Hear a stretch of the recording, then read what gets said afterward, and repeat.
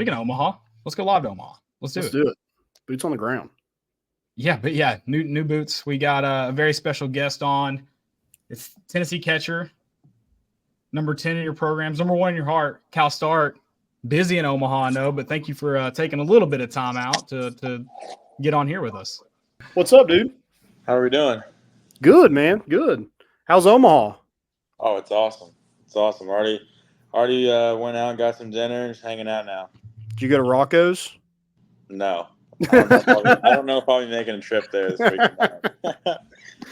weekend. What was dinner? Because last time we had that was 2021. Ross Kivett hopped out of here to go to a steak dinner. Is it steak or what we rolling? We went to DJ's Dugout tonight. Oh, okay. Right across the street from our hotel. Okay. Awesome. So love that. Are you rocking the Dean Curley NIL shirt? I sure am. Yeah. So go to NILTs and go get that to support Dean. Okay. Does he have one of you? I feel like that's only fair. He does. Okay. Yep. Perfect. He does. Was that the away trip dress code? Was everybody wear someone else's NIL deal? Actually, we got a shirt that the whole team wore. So we wore the assigned shirts on the flight and everything. But I wore this one out to Omaha to support my boy. I like that. Do you think Chad Zerker could get us any? I mean, I'm sure he could. All you gotta do is shoot him a text. Okay, gotcha. I mean, he's the GOAT, so I'm sure he could. Yeah. Okay. He's got a lot of pull. I know that. Oh yeah. So SEMO, we've heard a lot about this guy named Christian Moore, home run king, if you will, but he's not the back pick king. I think that goes to Cal Stark. 6 pickoffs, is that right? Yeah, that sounds right. Yeah. I mean, do these opposing teams watch film? I guess is my question. That's a great question. I'm fine. I'm fine if they're not. Because it works out. Doing our thing, but no, I mean, I don't know. I mean, what are they doing? What are we doing? I mean, it just means more, I guess, for us. I guess so. Yeah, like it says on the shirt. It has to feel a little silly, especially after the first, or after the first or second one. You're like, what are you doing? Like, what are you doing? Well, it was funny. Like last week with Evansville, I picked that kid off, and then their secondary leads got like non-existent. Me and Burke were just kind of laughing at that. So, I mean, I don't know. Maybe we'll see some of that in this week in Omaha. What team was it? I think it was in the regional. The kid got picked off twice at first base. The same kid. Yeah, that was Northern Kentucky. Yeah. Beam. No, not Beam. I don't remember who it was. Somebody picked him off, and then Kirby picked him off. Yeah, that's a bad look. That's I don't want to go back to the dugout after you get picked off the second. 100%. No, that's a tough. Well, I think it was the games are all kind of running together, but I think it was the SEC championship game, bases loaded, and I think that's the one where I just thought, did you really do that?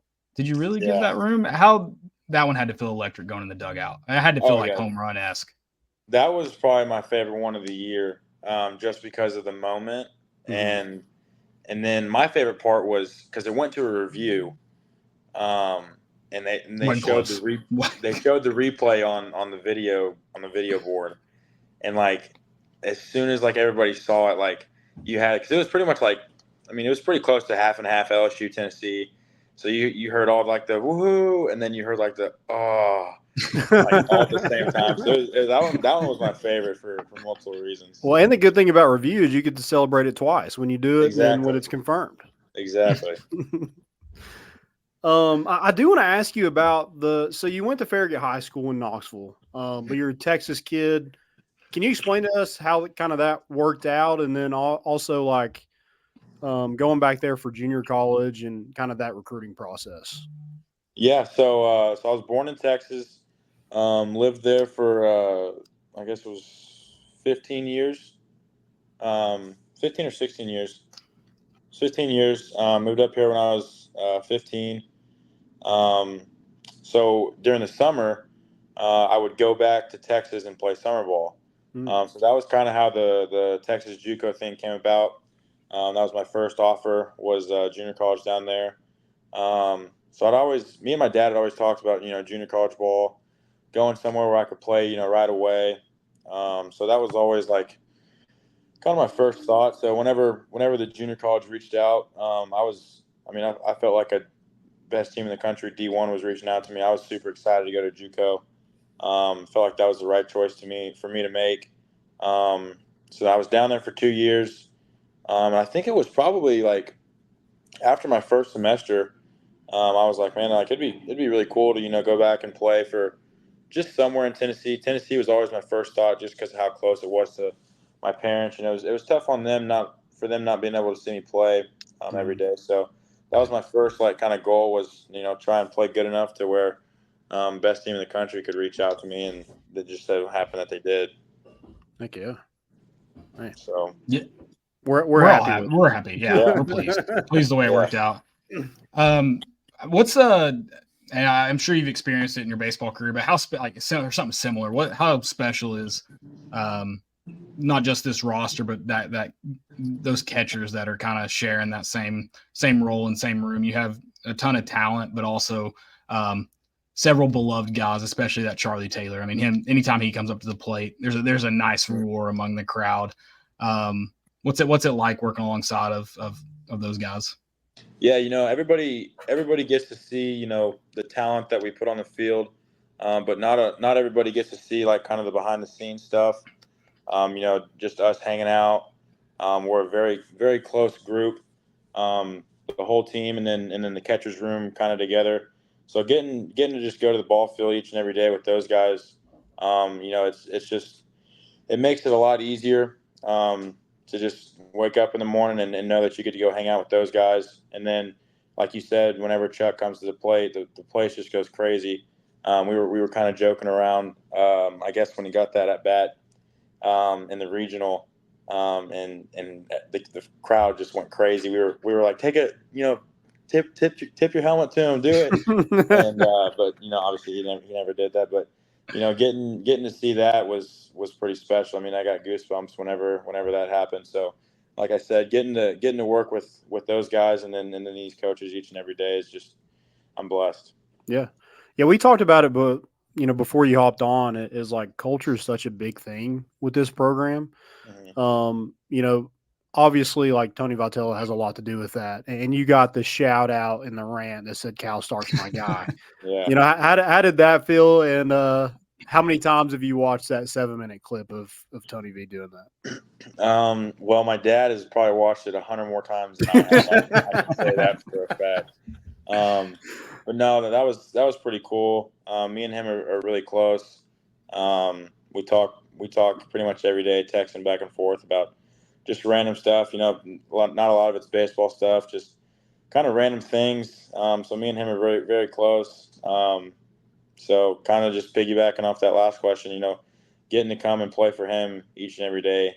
I mean, it's what every kid. I bet it's what every kid in America wants, because I mean, you see him on Twitter and everything, stuff like that. He's just a great guy, and so being able to come to the yard each and every day and listen to him, make a joke or get mad at somebody, it's just awesome. And we've heard that you could run practice without him being there. So, I hope you have a long career ahead of you playing baseball, but have you ever thought about coaching at Tennessee too?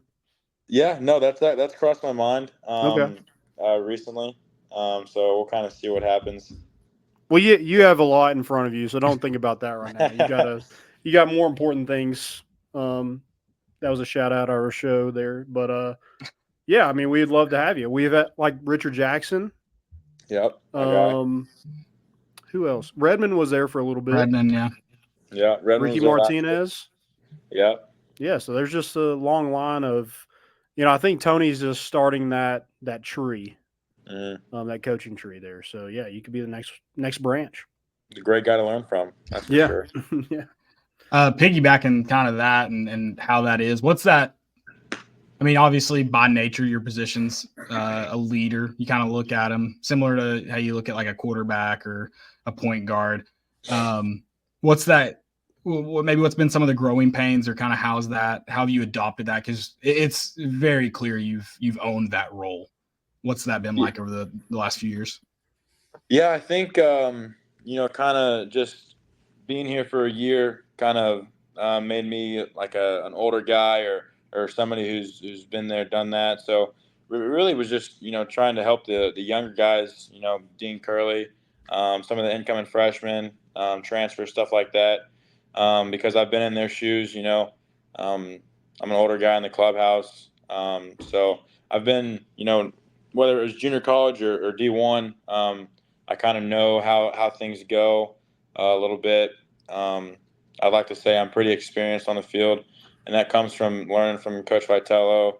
I'm very close with Coach A, so learning from him, and then Coach Elander as well. So kind of picking their brains a little bit too, on what to do in certain situations, and then just trying to help guys, any way that I can, whether that's, telling them, hey, like breathe, calm down, or helping find a guy's class on first day of school.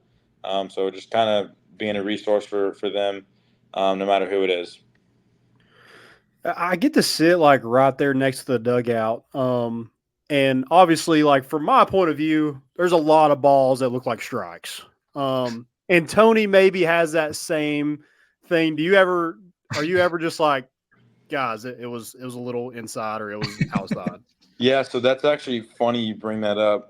Last year, I was terrible at relaying that to the coaches, because I would just think if I caught it, well, hey, like he probably should have called that a strike. So this year I've gotten a lot better at that, on saying like, hey, like that one was away or that one was in. Yeah. And I that's also another thing I've worked on with Coach A is building a relationship with the umpires, because last year I was. I would let him hear it time to time. So working on that. But no, like you said, I mean, they're passionate coaches, so they'll let the umpire hear it every now and then. Yeah. Do you ever like take your earpiece out? Like is Frank just going Go insane, rogue. or you just like have to take it out?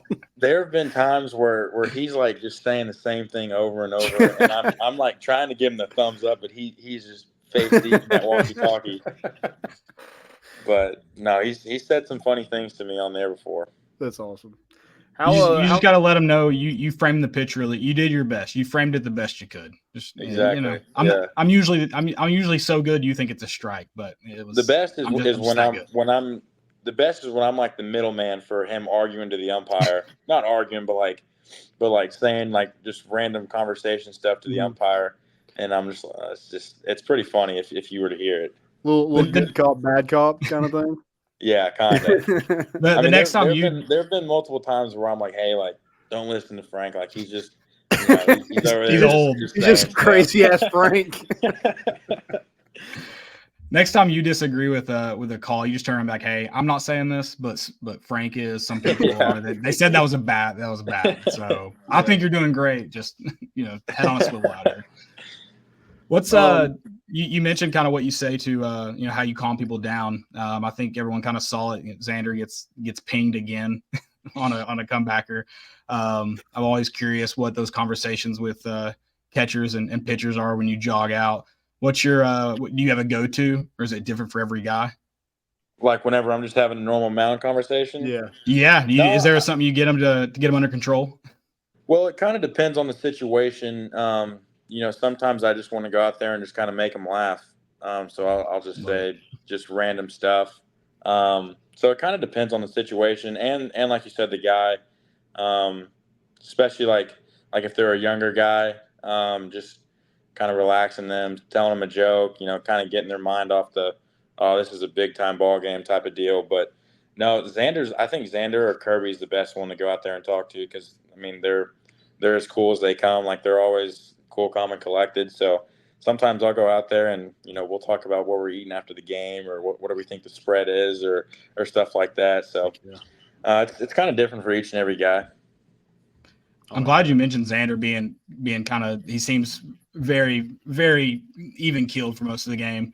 Mm-hmm. Did you view it different? He looked amped to a different level Sunday. He looked like he knew he was in the groove, and he was. Were you getting that from him, or did it kind of feel normal out there? Oh, no doubt. Yeah.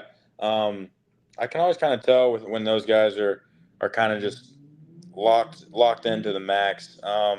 And I can tell just by the way the ball is kind of coming out of their hand. And I mean, I could have called, I feel like, any pitch known to mankind on Sunday was Xander, and he would have threw it right where he wanted to. So he was definitely in that zone. And I guess that was a pretty good game to be locked in the zone for. Yeah, for sure. What was that moment kind of like when that ball goes up in the air and Dryling catches it and you go out and hug? Who was out there? Marcus? Marcus. Yeah, Yeah. Marcus. Yeah. Well, it's funny you asked that. Obviously super excited. Tennessee's going back to Omaha. My second time in 2 years. I think I would have liked for it to be maybe a smaller pitcher because he was right on top of me in the dog pile. So I was getting crushed. But no, I mean that's what every little kid dreams of. You see it on TV watching MLB, dog piling and stuff like that. So getting a chance to do that and then playing the College World Series again it's awesome. It's something that I'll never forget, especially doing it with this group of guys. What do you do at the bottom of that pile? Are you just waiting to get back up, or are you just Pretty much. yelling? Or Yeah, no, because you don't really want to be screaming because you're trying to save some air down there. Yeah, sure. Because it's I mean your eyes are open, but it's pitch black dark. I mean you can't really see anything, and it's just a bunch of screaming and yelling. You can't really pick out. The only reason why I knew it was Marcus is because I knew he was pitching, but everybody else on top. I mean we're at the bottom, so I have no idea who is who. You're just hearing a bunch of yelling and praying that the guys are starting to hop off soon. Yeah. What's it kind of like with when you come up to bat knowing that you have Christian Moore, Blake Burke, and Billy Amick right behind you? Does that give you confidence, or that just like, man, they're trying to steal my thunder? But I will say you have homered in 4 of the last 5 games. Now, I don't want to jinx you, so I'm going to say I bet you can't do it again. Well, I'm knocking on wood right now, but no, knowing that those 3 guys, I mean, I think those are 3 of the top hitters in the country. So knowing that those guys are behind me, to me, it kind of just simplifies my job because I can go up there and just tell myself, hey, if I get on base, pretty good chances one of those 3 guys is going to drive me in. So kind of simplifies my approach on just trying not to do too much, and I think that's what has led to some of my success is just kind of simplified my mind and not really trying to overthink anything or trying to do too much while I'm up there. And no one gets beamed at the plate more than you do, right? That is true. I think I'm leading the team again this year. You have to. Yeah. It's unreal. Yeah. What's the trick to that? How do you end up getting all of the errant pitches? Well, it's funny because last year I think I had 15 last year, and I was really close to the plate last year. This year, kind of with the changes that I made, I backed off the plate. I don't know, maybe a couple inches. So I haven't been hit as much. I've only racked up 10 this year. Okay. So I don't know. It's just Still a lot of games left, though. That is true. That is true. I could break that in 2 or 3 games, but I just think it's just started from a young age. I was the only kid that wanted to play catcher, so I never was really scared of the ball. So I would just, if a ball was coming at me, I was just going to wear it and take my base. So I guess that's just kind of stuck with me. Get on. Kind of the mentality of just find a way to get on base, no matter the way. So Heck yeah, I like that. What's talk about Lindsey Nelson? I mean, just overall, but especially this last weekend, Sunday. I didn't get to go, but man, on TV you could feel the energy. Sunday, I'm getting chills right now thinking about it. Sunday I felt like I was watching like a football game in Lindsey Nelson Stadium, and it was unreal. I think it was like the first inning, and you know how normally they start the game like Vol fans make some noise and they'll scream, first pitch is thrown, strike, cheer, and then they sit down. Well, I looked up and I think we had like 2 outs or something like that, and they were still standing, and I was like, oh my gosh, like this is awesome. And I mean it just continued. Like we were talking about it the other day in the locker room, like they would be like a strike to make it like a 1-1 count, and it felt like we just hit a home run. So yeah. The fans on Sunday definitely had a massive impact. I actually texted Dickie. I don't know if y'all saw his tweet or whatever it was on Instagram, but I thought that had a huge part part in it. So I thanked him for that. But being able to play there for 2 years was awesome. Every game, the energy was always there. And then for Sunday to be my last game there, and the way the fans came out, I mean, that was awesome. Yeah. Another really cool moment from that one, and I don't know if you really got to. Well, I guess you're a part of it, but you hit that home run, that 3-runner, and I'm walking through the concourse, and your mom has the fur coat and the daddy hat on, Yeah. just going nuts. Yeah. So I mean, what's it kind of been like for your family as well, being a part of it? Well, I was actually told that I think my mom had more TV time than I did on Sunday at that game. But no, they're awesome. I think they're actually driving up right now to Omaha. Like, yeah, So we just should have hitched a ride with them. Yeah. Just the support that they've shown all year. It's a different level. So like I said, on Sunday, being able to just know exactly where they're sitting each and every game. Whole family, sisters, both parents. It's pretty special, and something that I'm very thankful for. Thank you. Yeah, that's awesome that they get to experience it all, being close to you. So I mean, you've been to Omaha once. What's one thing maybe you went the first time, didn't do? And I know a lot of people get in situations like these, and you're like, maybe I didn't take it in enough, or I didn't do something I did. Is there anything you're gonna like kind of key in me, like, I'm doing this? This is special. This is not an opportunity a lot of people get. Yeah, I was actually talking to my dad yesterday. I think I'm gonna try and go to a lot more of the like kind of shopping areas down here, because there are hundreds of like just little pop-up shops and stuff like that. So I told him, because last year I think I bought one shirt while I was here, and I told him, I was like, hey, I'm gonna buy a couple different shirts this time. Gotta spend that per diem. Yeah, exactly. So I want to get some cool items while I'm here. So definitely that for sure. And then, like you said, just kind of take all the the fan part of it, and while we're playing, but also take care of business. What's an easier ball to catch? Is it Aaron Combs' breaking ball or Nate Snead fastball? Ooh, I'm gonna have to go with a Combs curveball, Okay. just because he can place that thing pretty much wherever he wants to, and I've caught him for 2 years now. I've only caught Sneeder for one, Mm-hmm. and that thing, I mean, it's 100 miles an hour and it's coming like a bowling ball. So that's Yeah. definitely a tough one to catch. Gotcha. Okay. I was just interested in that. I got one more question, Caleb. Do you have another question you want to throw in before we do the last one? Let's hear the last one. I'm excited. Okay. What is your prediction for Tennessee fans? The number of Jello shots they're going to have at Rocco's. Do we know how many we did last year? Was it like 1,000? Maybe? I think because isn't like That's the record it? like 2,200 or something at that place? Yeah, Or LSU is it more usually than breaks that? it every year. I don't even know. Man, But too bad they're not there. Oops. yeah, darn. I'm gonna go with 1,900. 1,900. Okay, Okay. there you go. 1,900. Ball fans. See, I don't even know if that's like reachable, but I think I'm gonna Anything's go reachable with that fan yeah. base. I'm gonna go Well, with 1,900. apparently someone tried to buy a bunch after y'all won your first regional game. I saw that they tried to buy 100 of them, didn't they? Okay. Yeah. Oh, we can call and do that? I don't know. I might just call in and buy like one. Be like, hey, whoever orders the next one, just give them an extra one on me. Yeah. Here, final last year was 2,200, 2,207. It looks like was the final Tennessee count last fans? year. Yeah. TCU had 7,000. Wake Forest had 7,600.